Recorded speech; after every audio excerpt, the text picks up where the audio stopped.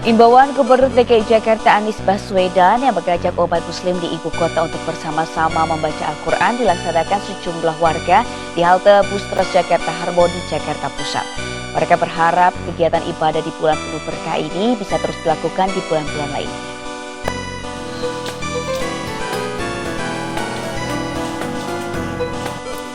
Assalamualaikum warahmatullahi wabarakatuh. Om Swastiastu, Namo Buddhaya, salam kebajikan, salam rahayu, selamat datang, selamat berjumpa lagi bersama Gus A dalam channel Tanda Tanya Politik, semakin gila semakin asik. Ustadz, apakah Ustadz setuju tentang label bahwa Muslim ini teroris, Islam ini teroris? Maka saya jawab, Islam bukan teroris dan teroris bukan Islam. Apa itu Islam?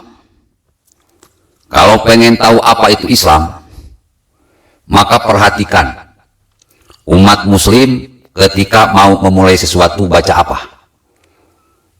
Ya, dia baca Bismillahirrahmanirrahim dengan menyebut nama Allah yang Maha Pengasih lagi yang Maha Penyayang.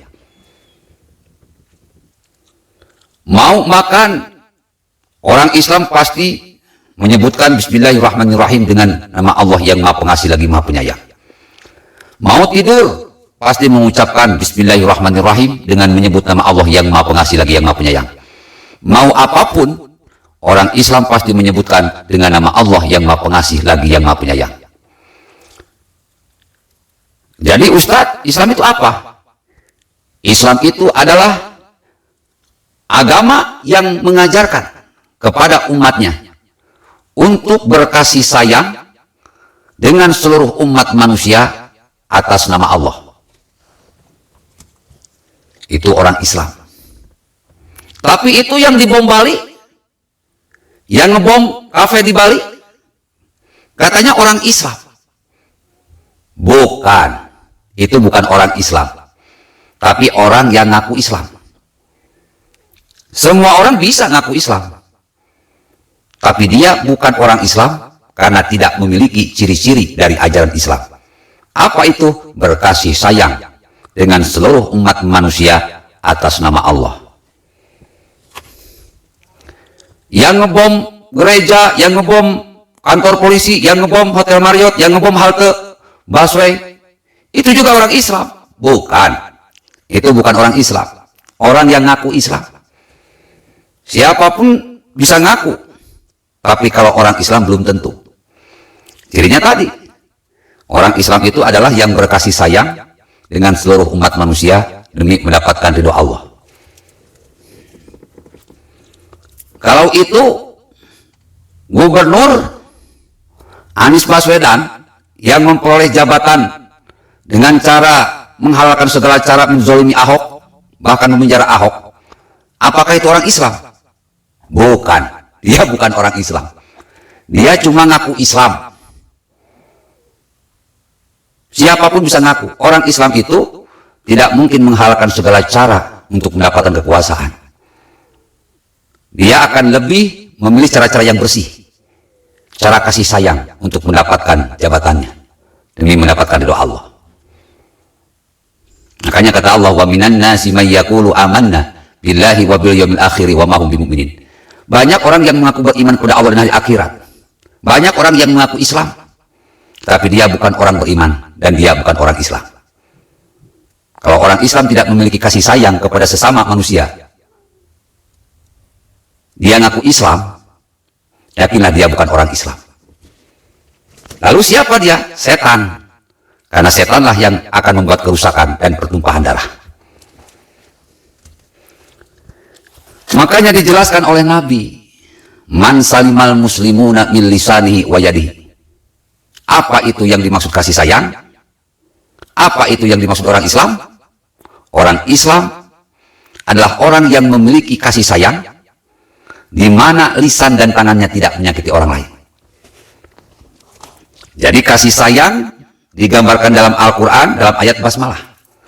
Orang Islam digambarkan dalam Al-Quran pada ayat basmalah, yaitu orang yang berkasih sayang.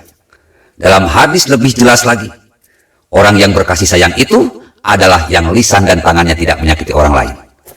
Jadi kalau ada orang Islam yang ngaku Islam, menghalalkan segala cara untuk mendapatkan jabatan, dengan cara menjolimi orang lain, jual ayat, jual mayat, menghancurkan keluarganya, menghancurkan Ahok, memenjarakan Ahok, itu bukan orang Islam.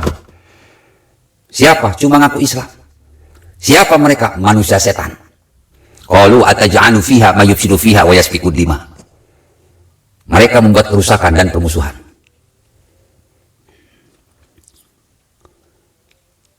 Lalu Ustadz, bagaimana pendapat Ustadz tentang adanya sebuah program pengajian on the road, di jalanan atau di trotoar? Bapak, Ibu, hadirin pemuda-pemudi sebangsa setanah air dimanapun kalian berada. Pengajian atau baca Al-Quran. Al-Quran itu kitab suci. Maka dibaca harus dalam keadaan suci, di tempat suci, dalam suasana yang suci. Artinya ya, membaca Al-Quran tidak bisa sembarangan. Harus di tempatnya. Kitab suci, ya bacanya di tempat suci. Di mana dia? Di musola, di masjid. Karena kitab suci. Bacanya di tempat suci. Kalau kitab kotor, ya silahkan bacanya di tempat kotor. Al-Quran bukan kitab kotor, Al-Quran kitab suci. Bacanya di tempat suci, dalam kondisi badan yang suci. Contoh, sesuatu pekerjaan, kalau pada tempatnya itu baik. Apapun, kalau ditempatkan pada tempatnya itu akan membuat kebaikan. Tapi kalau tidak pada tempatnya, akan menimbulkan keributan, kegaduhan, menzalimi orang lain. Contohlah, kita punya kolor. Kolor ini secara aturan ya harus dipakai di bawah untuk menutupi kemaluan, di pinggang. Di pinggang ke lutut, kolor. Tetapi itu kolor tidak kalian pakai pada tempatnya, tidak ditempatkan pada tempatnya, malah disimpan di kepala. Akhirnya apa yang terjadi? Kita menzalimi diri kita karena ditertawakan orang lain. Atau ibu-ibu pakai BH, disimpan di kepala. Apa yang akan terjadi? Ibu-ibu menzalimi diri ibu sendiri karena menempatkan BH tidak pada tempatnya. Akhirnya ditertawakan orang lain. Yang malu siapa? Diri kita sendiri. Sesuatu yang dilakukan tidak pada tempatnya akan mempermalukan diri kita sendiri. Kenapa? Ditertawakan orang lain. Nah, sekarang kalau Al-Quran, membaca Al-Quran, tadi sudah saya katakan, Al-Quran itu kitab suci. Harus dibaca dengan hati yang suci, pikiran yang suci, dalam kondisi tubuh yang suci, pakaian yang suci, tempatnya pun harus suci. Di mana itu? Di masjid, di musola, di langgar. Suasananya pun suci, tidak bising, tidak mengganggu orang lain. Di situ kita harus membaca Al-Quran di tempat yang suci. Nah sekarang kalau membaca Al-Quran di trotoar, di jalan, di halte bus, itu bukan tempat yang suci. Dan itu bukan tempat untuk membaca Al-Quran. Makanya apa yang terjadi? Kita jadi ria. Dan kita ditertawakan oleh orang lain. Yang malu siapa? Kita malu, agama kita pun jadi malu. Karena kelakuan kita.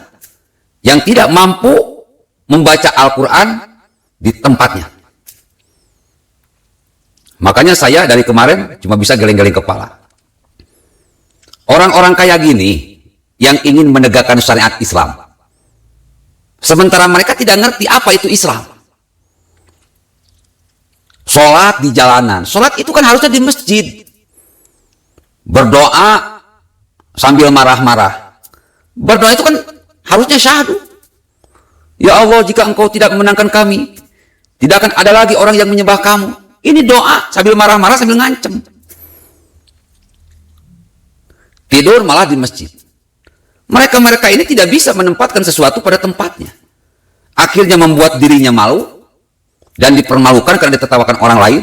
Dan agama ini pun dibuat malu juga oleh kelakuan mereka. Makanya saya dari awal tidak percaya mereka mau menegakkan syariat Islam. Ingin ganti sistem dengan khilafah. Khilafah itu adalah ajaran Islam. Boro-boro menegakkan ajaran Islam yang besar. Yang kecil saja mereka kagak sanggup. Terus gue harus bilang, wow. Makanya mereka saya tantang debat dari dulu hingga sekarang gak mau. Kenapa? Karena kelompok khilafah, HTI, EPI, PKS, MUI, pendukung Rizik, pendukung Bahar Smith, pendukung Anies Baswedan, adalah kelompok-kelompok yang selalu melanggar aturan. Tidak bisa menempatkan sesuatu pada tempatnya. Akhirnya jadi tertawaan banyak orang. Jadi kalau ada orang yang membaca Al-Quran di trotoar, di jalanan, di halte bis, di terminal, udah sekalian aja baca Al-Quran di toilet Tanggung Edan, tempat kotor, tempat bising, tempat gaduh, tempat umum, kok dipakai baca Al-Quran. Trotoar fungsinya untuk jalan kaki, bukan untuk baca Al-Quran. Halte bis untuk menunggu bis, bukan untuk baca Al-Quran. Terminal untuk menunggu bus yang ngetem, angkot yang ngetem, malah dipakai untuk baca Al-Quran. Ngaco bro, ngaco. Jangankan untuk memimpin negara ini, untuk memimpin diri mereka sendiri, agar sesuai dengan tuntunan dan tuntutan Al-Quran, dari hal yang sepele saja mereka kagak sanggup. Itu bukan orang Islam. Mereka itu bukan orang Islam. Islam cuma kedok. Islam cuma cangkang. Mereka cuma ngaku-ngaku Islam. Tapi kelakuannya jauh dari ajaran Islam. Islam nyuruh ke kanan, dia malah ke kiri. Islam ngomong A, dia malah ngomong B. Kata Islam naik, dia malah turun. Kata Islam ke utara, dia malah ke selatan. Orang-orang kayak gini mau dirikan negara Islam, hancur Indonesia. Ciri Islam yang lain itu adalah la'allakum tattaqun, menjadi orang yang bertakwa. Takwa itu taat. Takwa itu taat, taat aturan. Kita dibiasakan orang Islam harus melakukan 3 ketaatan. Ati Allah, taat kepada Allah, ati Rasul, taat kepada Rasul, wa ulil amri minkum, taat kepada pemerintah. Itu sifat orang Islam yang lain. Jadi orang Islam ini adalah orang-orang yang taat aturan. Baik aturan agama maupun aturan pemerintah. Tapi mereka, HTI, EPI, PKS, MUI, pendukung Rizik, pendukung Bahar, pendukung Anies, boro-boro taat kepada aturan Allah. Kepada pemerintah saja mereka membangkang. Kepada pemerintah saja mereka menentang. Bukan orang Islam itu. Orang yang ngaku Islam. Makanya kata Allah, yukhadi'una Allah walladzina amanu. Mereka menipu dengan keislaman mereka. Mereka menipu dengan keimanan mereka kepada Allah dan orang-orang yang beriman. Innal munafiqina yukhadi'una Allah walladzina amanu. Mereka itulah orang-orang munafik yang menipu Allah dan Allah balas tipuan mereka. Ala laknatullah 'alal zalimin. Allah melaknat orang-orang yang jahat. Oh, jadi orang yang membaca Al-Quran di trotoar itu dilaknat Allah, dilaknat Allah. Kenapa? Membaca kitab suci tidak di tempat yang suci, tidak di suasana yang sunyi. Jelas Allah marah. Makanya kalau Anies Baswedan menghimbau kepada rakyat Jakarta agar mengikuti ngaji on the road, maka dia itu adalah pemimpin yang dilaknat oleh Allah Subhanahu wa Ta'ala. Menganjurkan kepada rakyatnya untuk membaca Al-Quran di tempat yang tidak suci. Jelas Allah marah. Nauzubillah tsumma nauzubillah. Oleh karena itu, kepada orang Islam pada khususnya, rakyat Indonesia pada umumnya, mari kita gerakan Indonesia Waras 2024. Jangan seperti mereka, kelompok yang tidak waras. Dari sejak zaman Ahok sampai sekarang mereka tidak waras.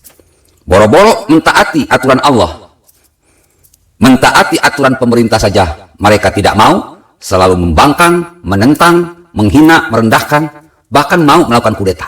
Nauzubillah tsumma nauzubillah. Assalamualaikum warahmatullahi wabarakatuh.